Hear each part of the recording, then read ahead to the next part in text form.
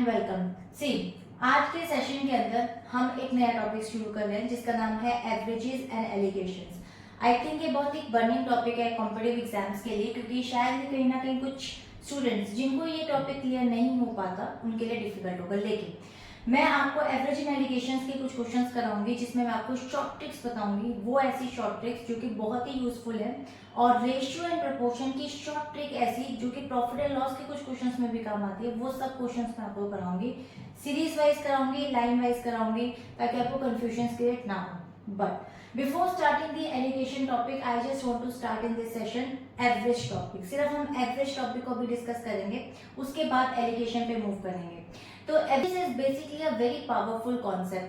If I'm talking about like averages you can see like play a very vital role in our daily life. If I'm talking about like some of the marks of the students to their performances of a sports player, so everything is measured in averages. You can see here and there everything you also are measured in averages. तो ये एक बहुत ही powerful और important concept है जो हम discuss कर रहे हैं। लेकिन before starting to some complex questions, we are just going to discuss some two of questions, a very simple averages questions in this session, because as a warm up तो आपको अच्छा लगेगा वो देख करके कि किस तरीके से हम चैलेंजिंग क्वेश्चंस को भी कर सकते हैं। तो चलिए स्टार्ट करते हैं इस क्वेश्चन को। देखें, सबसे पहले क्वेश्चन को रीड कर लेते हैं। A lady purchased 5 dresses at an average of ₹1500 each. ये एक इंपॉर्टेंट चीज है, छोटी सी चीज है लेकिन इंपॉर्टेंट है कि ईच का मतलब होता है कि हर एक। अगर यहाँ पर ईच नहीं लिखा होता तो हम ये मानकर चलते कि 5 ऑफ ड्रेसेस की जो एवरेज है वो आपको टोटल ही इतना अमाउंट दे रखा है। But now in this case हम इसको यहाँ पर 5 से मल्टीप्लाई करेंगे क्योंकि ये एक ड्रेस का कॉस्ट है। अब 4 bags at an average of ₹1200, यहाँ पर भी ईच दे रखा है आपको, तो ये हर एक की हुई, तो इसको भी हम 4 से यहाँ मल्टीप्लाई करके चलेंगे। And 3 of wallet at the average of ₹500 each. Again यहाँ पर ईच है तो आप समझ गए होंगे। And find the average cost of her total purchases, यानी कि यहाँ पर हमारे को एवरेज निकालना है कॉस्ट ऑफ अ टोटल की, कितना उसने टोटल परचेज किया। All of item she has purchases. तो देखिए यहाँ पर हम सबसे पहले एक लिख लेते हैं कि अगर हम बात करें यहाँ पे एवरेजेस ऑफ ड्रेसेस, ठीक है, एवरेजेस ऑफ ड्रेसेस की अगर हम बात करें तो सिंपल है कि यहाँ पर हम 1500 को मल्टीप्लाई कर देंगे 5 से, तो अमाउंट हमारे पास आ जाएगा यहाँ पे 7500 रुपीज।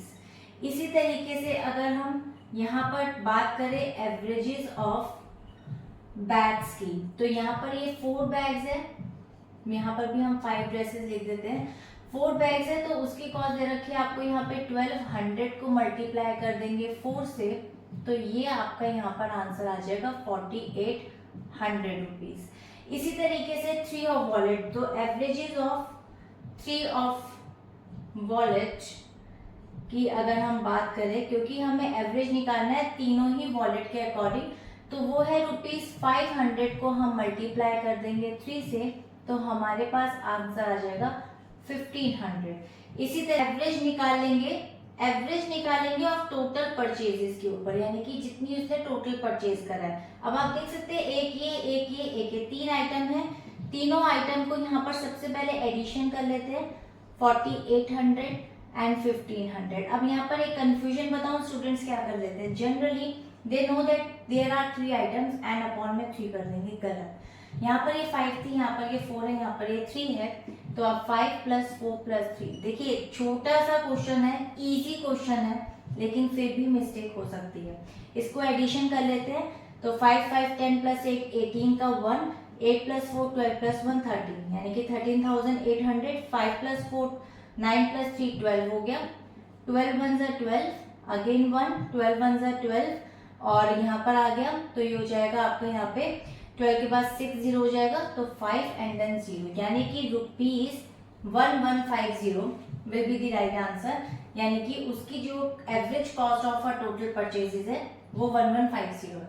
आई होप क्लियर हो गया होगा। मूव करते हैं इसके नेक्स्ट क्वेश्चन पे। Friends, now this is the second question. See, बहुत इंटरेस्टिंग क्वेश्चन है। देखिए, there are 4 members in a family, father, mother, son and daughter. and their average age is 30 years, and the son gets married, and after the arrival of his wife the average age of the family becomes 29, यानी कि 30 से 29 हो गया है यहाँ पर average age. Find the age of his wife, wife की age निकालनी है. देखिए आपको क्या करना है, यहाँ पर सबसे पहले लिखेंगे आप total age of full family of 4 members. आप यहाँ पे सबसे पहले 4 मेंबर्स का निकाल लेंगे. ठीक है, तो 4 मेंबर्स की अगर हम बात करें यहाँ पे तो वो हो जाएगा आपका 30 इंटू 4, तो हो जाएगा आपका 4 3 12 120. इसी तरीके से अगर हम बात करें यहाँ पे total age of full family of कितना है यहाँ पर 5 मेंबर्स, क्योंकि इसके अंदर इंक्लूड क्या होगा, including after arrival of his wife, तो 5 मेंबर्स हो गए थे विच इज 29 इंटू 5 हो जाएगा. तो आप देख सकते हैं ये हो जाएगा आपके पास 145. ठीक है, ये हो गया 145. अब हम निकालेंगे यहाँ पे total age of his wife, total age of his wife, या फिर आप ये भी लिख सकते हैं न्यू एंट्रेंट. ठीक है, आप यहाँ पे भी लिख सकते हैं कि न्यू एंट्रेंट है, क्योंकि ये आपका नया मेंबर है जो फैमिली में आया था. तो उसकी अगर हम बात करें यहाँ पे तो वो हो जाएगा 145 माइनस 120, तो ये हो जाएगा 25 ईयर्स, यानी कि 25 ईयर्स ओल्ड, यानी कि वाइफ की जो न्यू एंट्रेंट की आपकी यहाँ पर एज आई है वो आई है 25 ईयर्स. तो देखिए कितना इजी है. Now we have refreshed our basic concept of averages.